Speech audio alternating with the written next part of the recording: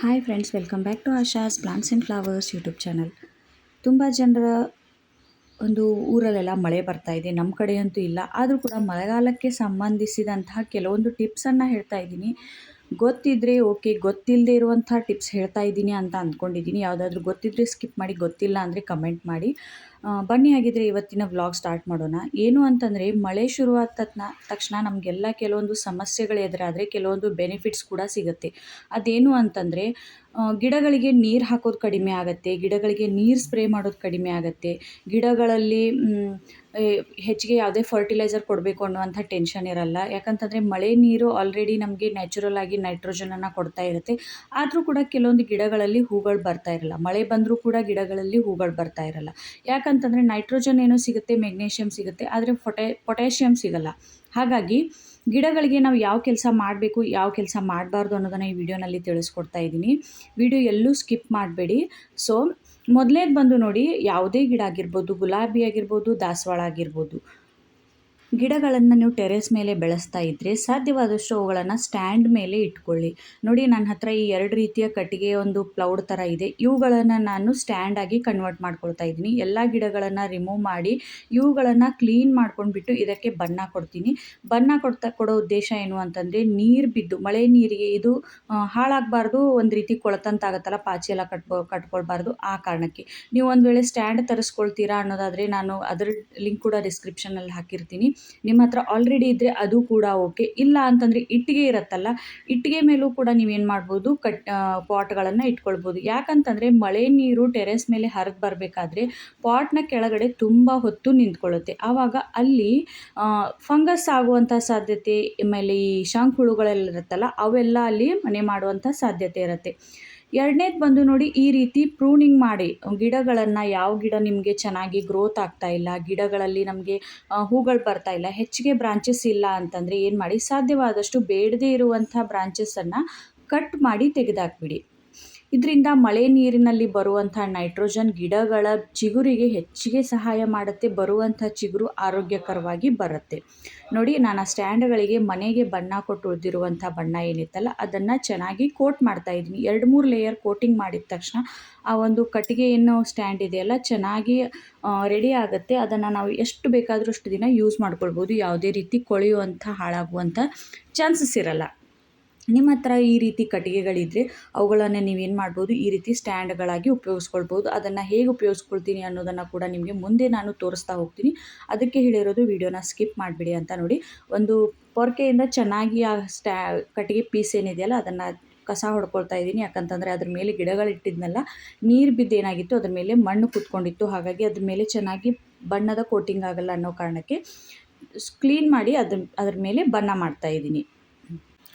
ಮತ್ತೊಂದೇನು ಅಂತಂದರೆ, ಸ್ಟ್ಯಾಂಡ್ ಮೇಲೆ ಏಕೆ ಇಡಬೇಕು ಮಳೆಗಾಲದಲ್ಲಿ ಅಂತ ಅನ್ನೋದಾದರೆ, ಕೆಳಗಡೆ ಮಣ್ಣು ಬೀಳಲ್ಲ, ಟೆರೆಸ್ ಗಲೀಜಾಗಲ್ಲ, ಜೊತೆಗೆ ನಮಗೆ ಕಸ ಗುಡಿಸೋದಕ್ಕೆ, ನೀರೇನಾದರೂ ಅಲ್ಲಿ ನಿಂತ್ಕೊಳ್ತಾ ಇದ್ದರೆ ಚೆನ್ನಾಗಿ ಅದನ್ನು ಸ್ವಚ್ಛ ಮಾಡೋದಕ್ಕೆ ನಮಗೆ ಸಹಾಯ ಆಗುತ್ತೆ. ಯಾವುದೇ ರೀತಿಯ ಇರುವೆಗಳು, ಮಿಡತೆಗಳು ಹೆಚ್ಚಿಗೆ ಪಾಟ್ನಲ್ಲಿ ಕೂತ್ಕೊಳ್ಳಲ್ಲ. ಯಾಕಂತಂದರೆ ನೆಲದ ಮೇಲೆ ನೀರು ಸ್ಟೋರ್ ಆಗಲ್ಲ, ಸ್ಟ್ಯಾಂಡ್ ಮೇಲೆ ಅಷ್ಟೊಂದು ನೀರೇನು ನಿಂತ್ಕೊಳ್ಳಲ್ಲ ನನ್ನ ಪ್ರಕಾರ. ಹಾಗಾಗಿ ಆಮೇಲೆ ನಿಮ್ಮ ಹತ್ರ ಏನಾದರೂ ಅಡೇನಿಯಂ ಗಿಡಗಳಿದ್ದರೆ ಅವುಗಳನ್ನು ಡೈರೆಕ್ಟಾಗಿ ನೀರು ಬೀಳುವಂಥ ಜಾಗದಲ್ಲಿ ಇಡಬೇಡಿ. 4ನೇ ಪಾಯಿಂಟ್ ಏನು ಅಂತಂದರೆ, ನೋಡಿ, ಉದ್ದನಾಗಿ ಬೆಳೆದಿರುವಂಥ ಕಡ್ಡಿ, ಅದರಲ್ಲಿ ಯಾವುದೇ ರೀತಿಯ ಎನರ್ಜಿ ಇಲ್ಲ, ತುಂಬ ಚಿಕ್ಕದಾಗಿ ತುಂಬ ಸಣ್ಣ ಕಡ್ಡಿ ಥರ ಇದೆ ಅಂತಂದರೆ ಅವುಗಳನ್ನೆಲ್ಲ ಇವಾಗ ಕಟ್ ಮಾಡಿ ತೆಗೆದಾಕ್ಬಿಡಿ. ಮೊಗ್ಗಿರಲಿ ಇಲ್ಲದೇ ಇರಲಿ ಯಾವುದೇ ರೀತಿಯ ಆಸೆ ಪಡಬೇಡಿ. ಇದರಿಂದ ನಿಮ್ಮ ಗಿಡ ಈ ರೀತಿ ಬುಷಿಯಾಗಿ ಬರುತ್ತೆ. ಬುಷಿಯಾಗಿ ಬಂದಾಗ ಪ್ರತಿಯೊಂದು ಬ್ರಾಂಚ್ನಲ್ಲಿ ನಿಮಗೆ ಹೂವು, ಮೊಗ್ಗು ಸಿಗೋದಂತೂ ಖಂಡಿತ. ಯಾಕಂತಂದರೆ ಮಳೆಗಾಲನೇ ಹೊಸ ಒಂದು ಚಿಗುರು ಮತ್ತು ಗಿಡಗಳ ಬೆಳವಣಿಗೆಗೆ ಅಂತಲೇ ದೇವರು ಮೀಸಲಾಗಿಟ್ಟಿದ್ದಾನೆ ಅನಿಸುತ್ತೆ. ಹಾಗಾಗಿ ಗಿಡಗಳನ್ನು ಏನು ಮಾಡಿ, ಸಾಧ್ಯವಾದಷ್ಟು ಕಡ್ಡಿ ಥರ ಇರುವಂಥ ಗಿಡಗಳನ್ನು, ಹೆಚ್ಚಿಗೆ ಬ್ರಾಂಚಸ್ ಇಲ್ಲದೆ ಇರುವಂಥ ಗಿಡಗಳನ್ನು, ನೋಡಿ ನಾನು ಆಲ್ರೆಡಿ 1-2 ಬ್ರಾಂಚಸನ್ನು ಕಟ್ ಮಾಡಿದ್ದೀನಿ. ಇನ್ನೂ ಕೆಲವೊಂದು ಗಿಡಗಳನ್ನು ಕಟ್ ಮಾಡೋದಿದೆ. ಇದು ನಮ್ಮ ಕಡೆ ಮೇ ತಿಂಗಳಲ್ಲಿ ಮಳೆ ಬಂದಿತ್ತು. ಆವಾಗ ಸ್ವಲ್ಪ ಏನು ಮಾಡಿದ್ದೆ, ಕೆಲವೊಂದು ಗಿಡಗಳನ್ನು ಪ್ರೂನಿಂಗ್ ಮಾಡಿದ್ದೀನಿ. ಅದರಲ್ಲಿ ಚಿಗುರು ಬರ್ತಾಯಿದೆ. ಬಿಸಿಲಿದೆಯಲ್ಲ, ಹಾಗಾಗಿ ಅಷ್ಟೊಂದು ನನಗೆ ಬೇಕಾಗಿರೋ ರೀತಿ ಚಿಗುರಿಲ್ಲ. ಮಳೆ ಬಂತು ಅಂತಂದರೆ ಆಲ್ರೆಡಿ ಈ ಗಿಡಗಳೆಲ್ಲ ತುಂಬ ಹೋಗ್ತಾಯಿತ್ತು ಎಲೆಗಳು ಹಾಗೂ ಟೊಂಗೆಗಳಿಂದ. ಆದರೆ ಮಳೆ ಇಲ್ಲದೆ ಇರೋ ಕಾರಣದಿಂದ ತುಂಬ ಸ್ಲೋ ಆಗ್ತಾಯಿದೆ. ಮಳೆ ಇದ್ದರೆ ನಮಗೆ ನೀರು ಸ್ಪ್ರೇ ಮಾಡುವಂಥ ಅವಶ್ಯಕತೆ ಇರಲ್ಲ. ಆದರೆ ನಮ್ಮ ಕಡೆ ಮಳೆ ಇಲ್ಲ ಅನ್ನೋ ಕಾರಣಕ್ಕೆ ನಾನು ಡೈಲಿ ಗಿಡಗಳಿಗೆ ನೀರು ಹಾಕಲೇಬೇಕು. ಜೊತೆಗೆ ನೀರನ್ನು ಸ್ಪ್ರೇ ಕೂಡ ಮಾಡಲೇಬೇಕಾಗತ್ತೆ. ಆಮೇಲೆ 6ನೇ ಪಾಯಿಂಟ್ ಏನು ಅಂತಂದರೆ ಒಣಗಿರುವಂಥ ಎಲೆಗಳು, ಹೂಗಳು ಪಾಟ್ನಲ್ಲಿ ಬೀಳದೇ ಇರೋ ರೀತಿ ನೋಡ್ಕೊಳ್ಳಿ. ಇದರಿಂದ ಗಿಡದಲ್ಲಿ ತುಂಬ ಬೇಗ ಫಂಗಸ್ ಆಗುತ್ತೆ, ಮಿಲಿಬಗ್ಸ್ ಅಟ್ಯಾಕ್ ಮಾಡುತ್ತೆ. ಆಮೇಲೆ ಮಳೆ ಬರೋದಕ್ಕೂ ಮುಂಚೆ ಏನು ಮಾಡಿ, ಮಣ್ಣನ್ನು ಹಗುರ ಮಾಡ್ಕೊಳ್ಳಿ, ಅಂತಂದರೆ ಅಗದು ಲೂಸ್ ಮಾಡ್ಕೊಳ್ಳಿ. ಇದರಿಂದ ಗಿಡದ ಆಳದವರೆಗೂ ಬಿಸಿಲು ಗಾಳಿ ತಲುಪತ್ತೆ, ಬೇರುಗಳಿಗೆ ಆಕ್ಸಿಜನ್ ಹಾಗೂ ಶಾಖ ತಲುಪೋದ್ರಿಂದ ಗಿಡದಲ್ಲಿ ಏನಾದರೂ ಫಂಗಸ್ ಇದ್ದರೆ, ಇರುವೆಗಳಿದ್ದರೆ ಅವು ಕೂಡ ಬಿಸಿಲಿಗೆ ಸತ್ತೋಗುತ್ತೆ. ಇದು ಮಳೆ ಬರೋಕ್ಕಿಂತ ಮುಂಚೆ ನಾನು ಹೇಳ್ತಿರುವಂಥ ಕೆಲಸ. ನೋಡಿ, ಈ ರೀತಿ ಮಣ್ಣು ಉದುರುದ್ರಾಗಿರಬೇಕು. ಬೇಸಿಗೆಯಲ್ಲಿ ನೀವೆಲ್ಲ ಏನು ಮಾಡಿರ್ತೀರ, ಅದು ಕೋಕೋಪೀಟ್ ಅದು ಇದು ಎಲ್ಲ ಹಾಕಿ ಸಾಯಿಲ್ ಮಿಕ್ಸ್ಚರ್ ಮಾಡಿರ್ತೀರ. ಆದರೆ ಮಳೆ ಪ್ರಾರಂಭ ಆಗ್ತಾ ಇದೆ ಅಂತಂದರೆ ಒಂದು 80% ಸೈಡಲ್ಲಿರುವಂಥ ಮಣ್ಣು, ರೂಟ್ ಬೌಲ್ ಬಿಡಿ, ಅದರಿಂದ ಒಂದು 2 ಇಂಚು 1 ಇಂಚು ಈ ರೀತಿ ಏನು ರೂಟ್ ಬೌಲ್ ಇರುತ್ತಲ್ಲ ಸುತ್ತ, ಅದನ್ನು ಬಿಟ್ಟು ಸೈಡಲ್ಲಿರುವಂಥ ಮಣ್ಣನ್ನು ಎಷ್ಟು ಸಾಧ್ಯನೋ ಅಷ್ಟು ತೆಗೆದು ಆ ಮಣ್ಣಿನಲ್ಲಿ ನೀವೇನು ಮಾಡಿ, ಒಂದು 30% ಮರಳನ್ನು ಮಿಕ್ಸ್ ಮಾಡಿ. ಸೈಡಲ್ಲಿರೋ ಮಣ್ಣು, ರೂಟ್ ಬೌಲ್ ಡಿಸ್ಟರ್ಬ್ ಮಾಡಿಬಿಡಿ, ಸೈಡಲ್ಲಿರೋ ಮಣ್ಣನ್ನು ಏನು ಮಾಡಿ, ಮರಳನ್ನು ಹೆಚ್ಚಿಗೆ ಮಿಕ್ಸ್ ಮಾಡಿ, ಸ್ವಲ್ಪ ಕಾಂಪೋಸ್ಟ್ ಹಾಕಿ ನೀವೇನು ಮಾಡ್ಬೋದು, ಮತ್ತು ಸಾಯಿಲ್ ಮಿಕ್ಸಿಂಗನ್ನು ಮಾಡ್ಬೋದು. ಯಾಕಂತಂದರೆ ಬೇಸಿಗೆಯಲ್ಲಿ ನಾವೇನು ಮಾಡಿದ್ವಿ, ರೈಸ್ ಹಸ್ಕ್ ಆಗಿರ್ಬೋದು, ಕೋಕೋಪೀಟ್ ಅದು ಇದು ಮಿಕ್ಸ್ ಮಾಡಿ ಗಿಡಗಳನ್ನು ನೆಟ್ಟಿರ್ತೀವಿ, ಅಥವಾ ಗಿಡಗಳ ಮಣ್ಣನ್ನು ಹಾಕಿರ್ತೀವಿ. ಆದರೆ ಇವಾಗ ಮಳೆ ಪ್ರಾರಂಭ ಆದ ತಕ್ಷಣ ಕೋಕೋಪೀಟ್ ಹಾಗೂ ರೈಸ್ ಹಸ್ಕ್ ಏನು ಮಾಡುತ್ತೆ ಅಂತಂದರೆ, ಭತ್ತದ ಹೊಟ್ಟು ನೀರನ್ನು ಸ್ಟೋರ್ ಮಾಡಿ ಇಟ್ಕೊಳ್ಳುತ್ತೆ. ಆವಾಗ ಗಿಡಗಳ ಬೇರುಗಳು ಕೊಳೆಯುವಂಥ ಸಾಧ್ಯತೆ ತುಂಬ ಇರುತ್ತೆ. ನೆಕ್ಸ್ಟ್ ಬರೋ ಪಾಯಿಂಟ್ ಏನು ಅಂತಂದರೆ, ಬೇಸಿಗೆಯಲ್ಲಿ ನಾನೇನು ಈರುಳ್ಳಿ ಬೆಳೆದಿದ್ನಲ್ಲ ಅವುಗಳನ್ನು ತೆಗಿತಾ ಇಲ್ಲ. ಯಾಕಂತಂದರೆ ಅದನ್ನು ಹಾಗೆ ಇಡ್ತಾ ಇದ್ದೀನಿ. ಯಾಕಂತಂದರೆ ಅದರ ಸಲ್ಫರ್ ವಾಸನೆ ಗಿಡಗಳ ಮಣ್ಣಿನಲ್ಲಿ ಯಾವುದೇ ರೀತಿಯ ಕೀಟಗಳು ಇರದಂತೆ ನೋಡಿಕೊಳ್ಳುತ್ತೆ. ನೆಕ್ಸ್ಟ್ ಬರುವಂಥ ಹ್ಯಾಕ್ ಏನು ಅಂತಂದರೆ ಡ್ರೈನೇಜ್ ಸಿಸ್ಟಮ್. ಇದನ್ನು ಮುಖ್ಯವಾಗಿ ನೀವು ಗಮನಿಸಲೇಬೇಕು. ಇಲ್ಲ ಅಂತಂದರೆ ನಿಮ್ಮ ಯಾವುದೇ ಗಿಡಗಳು ಉಳಿಯಲ್ಲ. ಡ್ರೈನೇಜ್ ಹೋಲ್ನಿಂದ ನೀರು ಚೆನ್ನಾಗಿ ಹೋಗ್ತಾ ಇಲ್ಲ, ಪಾಸ್ ಆಗ್ತಾ ಇಲ್ಲ, ಮೇಲ್ಗಡೆಯಿಂದ ನೀರೇನೋ ನಿಮಗೆ ಹೊರಟೋದ ರೀತಿ ಕಾಣಿಸ್ತಾ ಇದೆ, ಆದರೆ ಕೆಳಗಡೆ ಏನು ಬೇರು ಇರುತ್ತಲ್ಲ ಅಲ್ಲಿ ನೀರು ಕಲೆಕ್ಟ್ ಆಗ್ತಾ ಹೋದರೆ ಗಿಡಗಳು ಉಳಿಯಲ್ಲ. ಇದರಿಂದ ಗಿಡಗಳು ಒಣಗುವಂಥ, ಕೊಳೆಯುವಂಥ ಸಾಧ್ಯತೆ ಇರುತ್ತೆ. ಆಮೇಲೆ ಅಡೇನಿಯಂ ಬಗ್ಗೆ ಹೇಳ್ತಾ ಇದ್ನಲ್ಲ, ಅಡೇನಿಯಂ ಕೂಡ ನೀರಿನಿಂದ ಉಳಿಸ್ಕೊಳ್ಳಿ. ಇಲ್ಲ ಅಂತಂದರೆ ಅಡೇನಿಯಂ ಏನಾಗುತ್ತೆ, ಕೊಡೆಕ್ಸಲ್ಲಿ ಆಲ್ರೆಡಿ ನೀರಿರುತ್ತೆ, ಅದರಿಂದ ಅದು ಕೊಳ್ತು ಹೋಗುವಂಥ ಸಾಧ್ಯತೆ ಇರುತ್ತೆ. ನೆಕ್ಸ್ಟ್ ಬರುವಂಥ ಹ್ಯಾಕ್ ಏನು ಅಂತಂದರೆ ವೀಡ್ಸ್, ಕಸ ಕಡ್ಡಿ ಏನಾದರೂ ಬೆಳೆದಿದ್ರೆ ಅದನ್ನು ಬೇರು ಸಮೇತ ಕಿತ್ತಾಕಿ. ಯಾಕಂತಂದರೆ ಇವು ಕೀಟಗಳನ್ನು ಅಟ್ರ್ಯಾಕ್ಟ್ ಮಾಡುತ್ತೆ, ಮಿಲಿಬಗ್ಸನ್ನು ಅಟ್ರ್ಯಾಕ್ಟ್ ಮಾಡುತ್ತೆ, ಜೊತೆಗೆ ಇವು ನೀರನ್ನು ಹೋಲ್ಡ್ ಮಾಡಿಟ್ಕೊಳ್ಳುತ್ತೆ. ಬೇರುಗಳು ಏನು ಮಾಡುತ್ತೆ, ಆಲ್ರೆಡಿ ಗಿಡದ ಈ ನಾವೇನು ದಾಸವಾಳ, ಗುಲಾಬಿ, ಮಲ್ಲಿಗೆ ಬೆಳೆಸ್ತಿರ್ತೀವಲ್ಲ ಅದರ ಬೇರುಗಳು ನೀರನ್ನು ಹೋಲ್ಡ್ ಮಾಡಿಟ್ಕೊಳ್ತಾ ಇರುತ್ತೆ. ಜೊತೆಗೆ ಈ ಕಸ ಕಡ್ಡಿ ಕೂಡ ಏನು ಮಾಡುತ್ತೆ, ಬೇರಿನಲ್ಲಿ ನೀರನ್ನು ಸ್ಟೋರ್ ಮಾಡಿಟ್ಕೊಳ್ಳುತ್ತೆ. ಹಾಗಾಗಿ ಬೇಸಿಗೆಯಲ್ಲಿ ಕಸ ಕಡ್ಡಿ ಇದ್ದರೆ ಓಕೆ, ಯಾಕಂತಂದರೆ ತೇವಾಂಶ ಇರಬೇಕು, ಮಣ್ಣಿಗೆ ಡೈರೆಕ್ಟ್ ಬಿಸಿಲು ತಲುಪಲ್ಲ. ಆದರೆ ಇವಾಗ ಇಟ್ಟರೆ ಬರುವಂಥ ಅಲ್ಪ ಸ್ವಲ್ಪ ಬಿಸಿಲು ಕೂಡ ಮಣ್ಣಿಗೆ ತಲುಪಲ್ಲ, ಬೇರುಗಳಿಗೆ ತಲುಪಲ್ಲ. ನೆಕ್ಸ್ಟ್ ಬರುವಂಥ ಹ್ಯಾಕ್, ಪ್ರೂನಿಂಗ್ ಮಾಡಿರುವಂಥ ಪ್ರತಿಯೊಂದು ಬ್ರಾಂಚ್, ಎಷ್ಟೇ ತೆಳುವಾಗಿರುವಂಥ ಕಡ್ಡಿ ಇದ್ದರೂ ಕೂಡ ನೆಡಿ, ಅದರಿಂದ ನಿಮಗೆ ಹೊಸ ಚಿಗುರು, ಹೊಸ ಗಿಡ ರೆಡಿ ಆಗುತ್ತೆ. ಆಮೇಲೆ ಕಸ ಕಡ್ಡಿ ತೆಗಿಬೇಕಾದ್ರೆ ಒಂದು ಗಮನ ಇಟ್ಕೊಳ್ಳಿ, ಬೇರು ಸಮೇತ ತೆಗೀರಿ. ಇಲ್ಲ ಅಂತಂದರೆ ಅದು ಮತ್ತೆ ಅಲ್ಲಿ ಹುಟ್ಕೊಳ್ಳುವಂಥ ಸಾಧ್ಯತೆ ಇರುತ್ತೆ. ನೋಡಿ, ನಾನು ಪ್ರೂನಿಂಗ್ ಮಾಡಿರುವಂಥ ಗಿಡದಲ್ಲಿ ಆಲ್ರೆಡಿ ಮೊಗ್ಗು ಬರ್ತಾ ಇದೆ. ಬಿಸಿಲು ಎಷ್ಟು ಬರುತ್ತೋ ಅಷ್ಟು ಸಾಧ್ಯವಾದಷ್ಟು ಕೊಡಿ ಗಿಡಗಳನ್ನು. ಯಾಕಂತಂದರೆ ಮಳೆಗಾಲದಲ್ಲಿ ಆಲ್ಮೋಸ್ಟ್ ಬಿಸಿಲು ಕಡಿಮೆನೇ ಇರುತ್ತೆ. ಅಲ್ಪ ಸ್ವಲ್ಪ ಬಿಸಿಲಿದ್ರೂ ಕೂಡ ಗಿಡಗಳನ್ನು ಚೆನ್ನಾಗಿ ಬಿಸಿಲು ಬರುವಂಥ ಜಾಗದಲ್ಲಿ ಇಡಿ, ಬೆಳಕು ಬರುವಂಥ ಜಾಗದಲ್ಲಿ ಇಡಿ. ಇದರಿಂದ ಗಿಡಗಳ ದ್ಯುತಿ ಸಂಶ್ಲೇಷಣೆ ಕ್ರಿಯೆ ಚೆನ್ನಾಗಾಗತ್ತೆ. ನೋಡಿ, ನನ್ನ ಗಿಡದಲ್ಲಿ ಹೆಚ್ಚಿಗೆ ಯಾವುದೇ ರೀತಿಯ ಕಸ ಕಡ್ಡಿ ಇಲ್ಲ, ನಾನು ಮೇಲಿನ ಮೇಲೆ ಕ್ಲೀನ್ ಮಾಡ್ತಾನೇ ಇರ್ತೀನಿ. ಇವಾಗ ನೀವು ಗುಲಾಬಿ ಗಿಡಗಳನ್ನು ಪ್ರೂನ್ ಮಾಡ್ತಾ ಇದ್ದೀರಾ ಅಂತಂದರೆ ಅವುಗಳನ್ನು ಕಟ್ ಮಾಡಿರುವಂಥ ಭಾಗವನ್ನು ಸೀಲ್ ಮಾಡೋದನ್ನು ಮರಿಬಿಡಿ. ನೇಲ್ ಪಾಲಿಷ್, ಫಂಗಿಸೈಡ್, ಸಾಧ್ಯವಾದಷ್ಟು ನೇಲ್ ಪಾಲಿಷ್ ಅಥವಾ ಈ ಫೆವಿಕಾಲ್ ಇರುತ್ತಲ್ಲ ಅದರಿಂದ ಕಟ್ ಮಾಡಿ. ಇಲ್ಲ ಅಂತಂದರೆ ನೀರು ಅದ್ರ ಮೇಲೆ ಬಿದ್ದು ಡೈಬ್ಯಾಕ್ ಆಗುವಂಥ ಸಾಧ್ಯತೆ ತುಂಬ ಇರುತ್ತೆ. ನೆಕ್ಸ್ಟ್ ಬರುವಂಥದ್ದು, ನೀವು ಇವಾಗ ಏನಾದರೂ ಜೆಡ್ ಪ್ಲಾಂಟ್ ಇರುತ್ತೆ ಅಲ್ಲ, ಅವುಗಳನ್ನು ಶೇಪ್ ಕೊಡಬೇಕು, ರೀಪಾಟ್ ಮಾಡಬೇಕು ಅಂದ್ಕೊಂಡಿದ್ರೆ ಅವುಗಳನ್ನು ಕೂಡ ಮಾಡ್ಕೊಳ್ಬೋದು. ಬೋನ್ಸಾಯಿ ರೀತಿ ಮಾಡ್ಕೊಳ್ಬೇಕು ಅಂತಂದರೆ ಆ ಕೆಲಸಗಳನ್ನು ಕೂಡ ನೀವು ಇವಾಗ ಮಾಡ್ಕೊಳ್ಬೋದು. ನಾನು ಕೂಡ ಪ್ರೂನಿಂಗ್ ಮಾಡಿರುವಂಥ ಕೆಲವೊಂದು ಜೆಡ್ ಪ್ಲಾಂಟ್ ಕಟಿಂಗ್ಸ್ಗಳನ್ನು ಹಾಕಿದ್ದೀನಿ, ಅದರಲ್ಲಿ ಬೇರು ಕೂಡ ಬರ್ತಾ ಇದೆ. ಜೊತೆಗೆ ನೋಡಿ, ಒಂದು ಕರಿಬೇವಿನ ಗಿಡ ಹೇಗೆ ಬಂದಿದೆಯೋ ಗೊತ್ತಿಲ್ಲ, ಸೆಲ್ಫ್ ಸೀಡಿಂಗ್ ಇದೆಯೋ ಕಟ್ಟಿಂಗ್ ಇದೆಯೋ ಏನು ನೆನಪಾಗ್ತಾ ಇಲ್ಲ. ನನ್ನ ಪ್ರಕಾರ ಇದು ಸೀಡಿಂದಾನೇ ಬಂದಿದೆ ಅಂತ ಅನಿಸ್ತಾ ಇದೆ. ಈ ಎಲ್ಲ ಕೆಲಸಗಳನ್ನು ನೀವು ಇವಾಗ ಮಾಡ್ಕೊಳ್ಬೋದು. ಗಿಡಗಳು ತುಂಬ ದಿನಗಳಿಂದ ರೀಪಾಟ್ ಮಾಡಿಲ್ಲ ಅಂತಂದರೆ ಮಾಡ್ಬೋದು. ನರ್ಸರಿಯಿಂದ ಗಿಡಗಳನ್ನು ತರ್ತಾ ಇದ್ದಾರಾ ಅಂತಂದರೆ ಆ ಕೆಲಸಗಳನ್ನು ಕೂಡ ಮಾಡ್ಬೋದು. ಗಿಡಗಳನ್ನು ತರಬೇಕಾದ್ರೆ ಯಾವೆಲ್ಲ ಒಂದು ಪ್ರಿಕಾಷನ್ ಅಂತಂದರೆ ಎಚ್ಚರಿಕೆ ವಹಿಸಬೇಕು ಅನ್ನೋದನ್ನು ನಾನು ನೆಕ್ಸ್ಟ್ ವೀಡಿಯೋನಲ್ಲಿ ತಿಳಿಸ್ಕೊಡ್ತೀನಿ. ಅದರಲ್ಲೂ ಕೂಡ ಕೆಲವೊಂದು ಇಂಪಾರ್ಟೆಂಟ್ ಟಿಪ್ಸನ್ನು ಹೇಳ್ತಾ ಇದ್ದೀನಿ. ಸೊ ವಿಡಿಯೋನ ಎಂಡ್ವರೆಗೂ ನೋಡಿ, ಚಾನಲ್ನ ಸಬ್ಸ್ಕ್ರೈಬ್ ಮಾಡ್ಕೊಳ್ಳಿ. ನರ್ಸರಿಯಿಂದ ಗಿಡಗಳನ್ನು ತರಬೇಕಾದ್ರೆ ಯಾವ ಗಿಡ ತರಬೇಕು, ಯಾವ ಗಿಡ ತರಬಾರ್ದು ಅನ್ನೋದನ್ನು ಕೂಡ ತಿಳಿಸ್ಕೊಡ್ತೀನಿ. ನೆಕ್ಸ್ಟ್ ನಾವು ಬೇಸಿಗೆಯಲ್ಲಿ ಗಿಡಗಳ ಕೆಳಗೆ ಟ್ರೀಯನ್ನು ಮಾಡಿಟ್ಟಿರ್ತೀವಿ, ಯಾಕಂತಂದರೆ ಮೇಲಿಂದ ಮೇಲೆ ನೀರು ಹಾಕೋ ಕೆಲಸ ಹತ್ತಬಾರ್ದು. ಹಾಗೆ ಮಲ್ಚಿಂಗ್ ಮಾಡಿರ್ತೀವಿ ಗಿಡಗಳಿಗೆ. ಈ ಎಲ್ಲ ಮಲ್ಚಿಂಗನ್ನು ಟ್ರೇಗಳನ್ನು ರಿಮೂವ್ ಮಾಡಿಬಿಡಿ. ಯಾಕಂತಂದರೆ ಇವಾಗ ಎಷ್ಟು ಸಾಧ್ಯನೋ ಅಷ್ಟು ನೀರು ಡ್ರೈನ್ ಔಟ್ ಆಗಿ ಹೋಗೋದು ಒಳ್ಳೆಯದು. ನೆಕ್ಸ್ಟ್ ನೋಡಿ, ನೀವೇನಾದರೂ ಸ್ಟ್ರಾಬೆರಿ ಬೆಳೆಸ್ತಾ ಇದ್ದೀರಾ ಅಂತಂದರೆ ಅದರಲ್ಲಿ ಈ ರೀತಿ ಪಪ್ಸ್ ಬರ್ತಾ ಇರುತ್ತೆ. ಅವುಗಳನ್ನು ಕೂಡ ನೀವು ಇವಾಗ ಏನು ಮಾಡ್ಬೋದು, ಪ್ರೊಪೊಗೇಟ್ ಮಾಡ್ಕೊಳ್ಬೋದು. ತುಂಬ ಚೆನ್ನಾಗಿ ಇವಾಗ 1 ಗಿಡದಿಂದ 10 ಗಿಡಗಳನ್ನು ನೀವು ಮಳೆಗಾಲದಲ್ಲಿ ಮಾಡ್ಕೊಳ್ಬೋದು. ಒಮ್ಮೆ ನರ್ಸರಿಯಿಂದ ನೀವು ಸ್ಟ್ರಾಬೆರಿ ಗಿಡಗಳನ್ನು ಒಂದು ಗಿಡ ತಂದರೆ ಸಾಕು, ಅದರಿಂದ ಸುಮಾರು ಗಿಡಗಳನ್ನು ನೀವು ರೆಡಿ ಮಾಡ್ಕೊಳ್ಬೋದು. ನೋಡಿ, ನಮ್ಮ ಮನೆಯಲ್ಲಿ ಉಳಿದಿರುವಂಥ ಟೈಲ್ಸ್ ಪೀಸಸ್ ಆಗಿರ್ಬೋದು, ಆಮೇಲೆ ಈ ರೀತಿ ಗ್ರಾನೈಟ್ ಪೀಸಸನ್ನು ನಾನು ಏನು ಮಾಡಿದ್ದೀನಿ ಅಂತಂದರೆ 2 ಇಟ್ಟಿಗೆ ಇಟ್ಟು ಅದ್ರ ಮೇಲೆ ಹಾಕಿ ಅದ್ರ ಮೇಲೆ ಪಾಟ್ ಇಡ್ತಾ ಇದ್ದೀನಿ. ಇದರಿಂದ ಏನಾಗುತ್ತೆ, ಸೈಡಲ್ಲಿ ಗಾಳಿ ಕೂಡ ಆಡುತ್ತೆ, ಕೆಳಗಡೆ ಟೆರೆಸ್ ಮೇಲೆ ನೀರು ನಿಂತ್ಕೊಳ್ಳಲ್ಲ, ಹಾಗೆ ಗಿಡಗಳು ನೋಡೋದಕ್ಕೆ ಸುಂದರವಾಗೂ ಕಾಣಿಸುತ್ತೆ.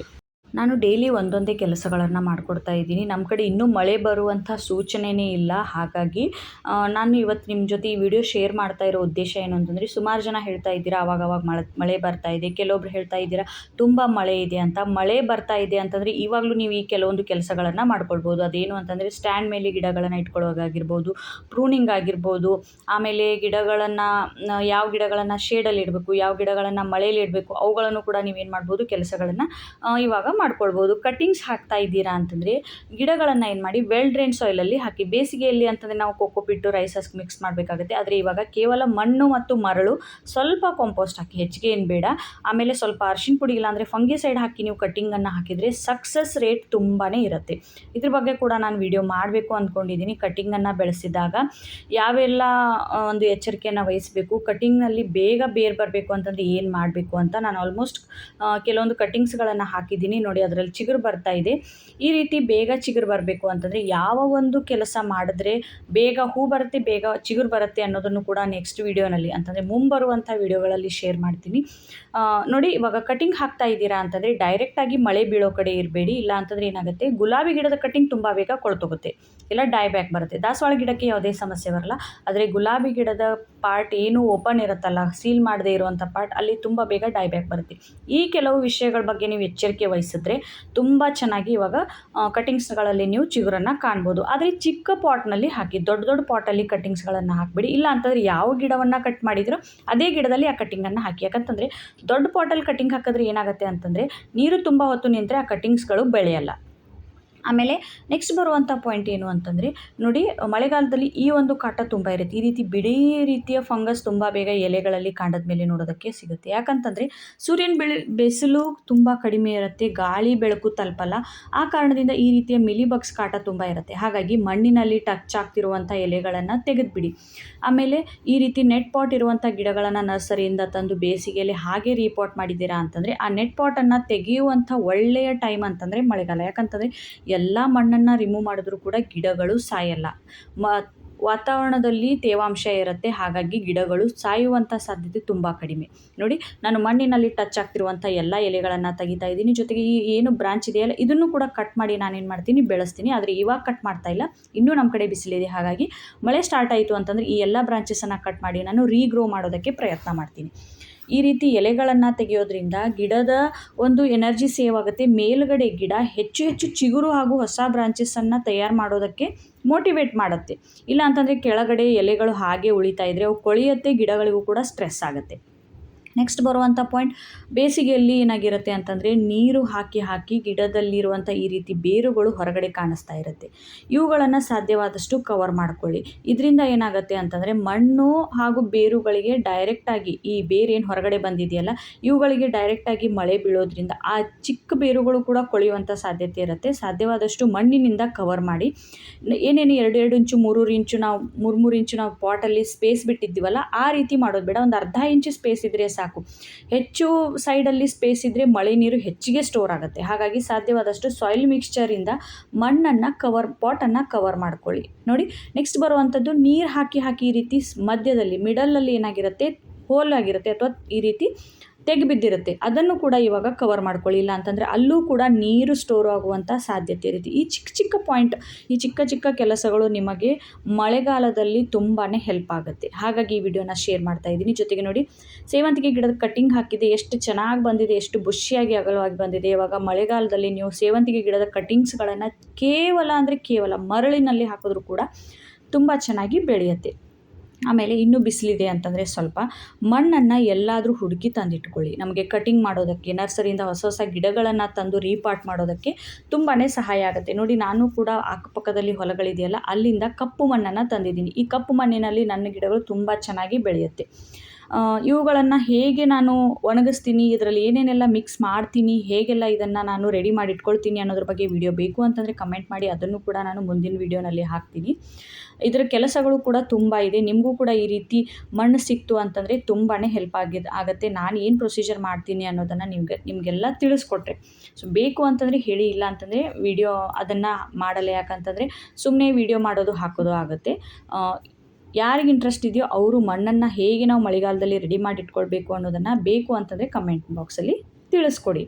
ನೆಕ್ಸ್ಟ್ ಬರುವಂಥದ್ದು, ಮಳೆಗಾಲದಲ್ಲಿ ನಾವು ನೀಮ್ ಆಯಿಲ್ ಸ್ಪ್ರೇ ಮಾಡಬೇಕಾ ಬೇಡವಾ? ಹೌದು, ನಿಮ್ಮ ಮಳೆಗಾಲ ಇರಲಿ, ಬೇಸಿಗೆ ಇರಲಿ, ಚಳಿ ಇರಲಿ, ನೀಮ್ ಆಯಿಲ್ ಸ್ಪ್ರೇ ಮಾಡೋದನ್ನು ತಪ್ಪದೆ ಖಂಡಿತ ಮರಿಬೇಡಿ. ಯಾಕಂತಂದರೆ ಅದು ಯಾವುದೇ ವೆದರ್ ಇರಲಿ, ಯಾವುದೇ ಸೀಸನ್ ಇರಲಿ, ಮಿಲಿ ಬಗ್ಸ್ ಹಾಗೂ ಕೀಟಗಳ ಕಾಟ ಅಂತೂ ಇದ್ದೇ ಇರೋದು. ಹಾಗೆ ಮಳೆ ಸ್ವಲ್ಪ ಕಡಿಮೆ ಆಗಿದೆ, 1 ಅವರ್ 2 ಅವರ್ ಮಳೆ ಇಲ್ಲ ಅಂತಂದರೆ ನೀವೇನು ಮಾಡ್ಬೋದು, ಇನ್ಸ್ಟೆಂಟಾಗಿ ಕ್ವಿಕ್ಕಾಗಿ ಒಂದು ಸ್ವಲ್ಪ ಉಗುರು ಬೆಚ್ಚಗಿನ ನೀರಲ್ಲಿ 1 ಚಮಚ ನೀಮ್ ಆಯಿಲ್, ಒಂದು ಸ್ವಲ್ಪ ಬೇಕಿಂಗ್ ಸೋಡಾ ಮಿಕ್ಸ್ ಮಾಡಿ ಎಲೆಗಳ ಕೆಳಗೆ, ಕಾಂಡದ ಮೇಲೆ, ಮಣ್ಣಿನ ಮೇಲೂ ಕೂಡ ನೀವು ಈ ನೀಮ್ ಆಯಿಲ್ ಸ್ಪ್ರೇ ಮಾಡೋದ್ರಿಂದ ಗಿಡಗಳು ತುಂಬ ಚೆನ್ನಾಗಿ ಬೆಳೆಯುತ್ತೆ. ನೋಡಿ, ಪ್ರೂನಿಂಗ್ ಮಾಡುವಂಥ ಬೆನಿಫಿಟ್ಸ್ ನೋಡಿ, ಎಷ್ಟು ಮೊಗ್ಗುಗಳಿದೆ ಇದರಲ್ಲಿ, ಎಷ್ಟೊಂದು ಬ್ರಾಂಚಸ್ ಹೆಲ್ದಿಯಾಗಿದೆ. ಕೆಳಗಡೆಯಿಂದ ಕಂಪ್ಲೀಟಾಗಿ ಓಪನ್ ಇದೆ, ಮೇಲ್ಗಡೆ ಮಾತ್ರ ನಾನು ಇದರಲ್ಲಿ ಬ್ರಾಂಚಸ್ಸನ್ನು ಬೆಳೆಸಿದ್ದೀನಿ. ಇದರಿಂದ ಗಿಡ ಮೇಲ್ಗಡೆ ಚೆನ್ನಾಗಿ ಶೇಪಲ್ಲಿ ಬರುತ್ತೆ, ಕೆಳಗಡೆ ಬರುವಂಥ ಬಿಸಿಲು ಗಾಳಿ ಕೂಡ ಗಿಡಗಳಿಗೆ ತಲುಪುತ್ತೆ. ಈ ಕೆಲವೊಂದು ಟಿಪ್ಸ್ ನಿಮಗೆಲ್ಲ ಯೂಸ್ಫುಲ್ ಆಗಿದೆ ಅಂದ್ಕೊಳ್ತಾ ಈ ವಿಡಿಯೋನ ಮುಗಿಸ್ತಾ ಇದ್ದೀನಿ. Thanks for watching. Bye. Happy gardening.